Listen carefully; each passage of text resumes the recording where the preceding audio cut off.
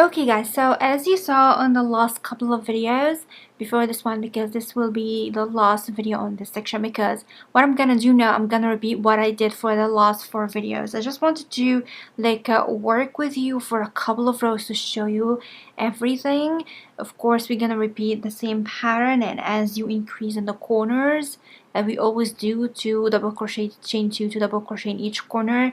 That will give you this beautiful granny square growing larger and larger until you reach the end. Of course, in the next section, I'm gonna show you after I finish 4 squares, because we need 4 squares to finish our top. We need 2 in front and 2 in the back, and of course in the next section I'm gonna show you how to connect them and make complete the top and seam everything together and show you everything, of course.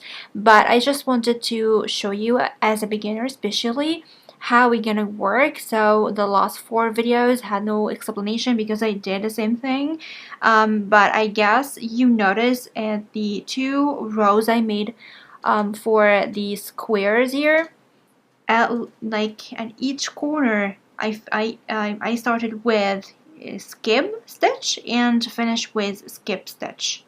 So as I told you before, that's when I know I am going in the right way in each section as I grow and continue working. If you have any problem, if you finish with a double crochet not a slip stitch, that's when you need to go back to at least the last couple of rows, as I said, to check the counting, check there's something wrong, you didn't skip a stitch or you skipped 2 stitches.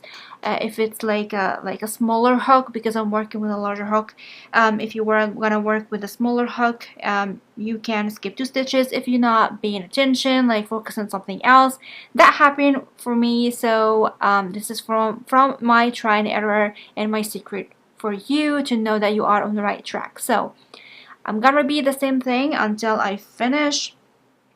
As I said, I'm gonna count the solid rows. So I have 1 solid. I'm not gonna count this one as the heart of my square. So I'm gonna count from this one. So I have 1, 2, 3 solid rows right now. Okay, I'm gonna, of course, when I finish, I'm gonna count and show you how many rows, especially from the start to the end.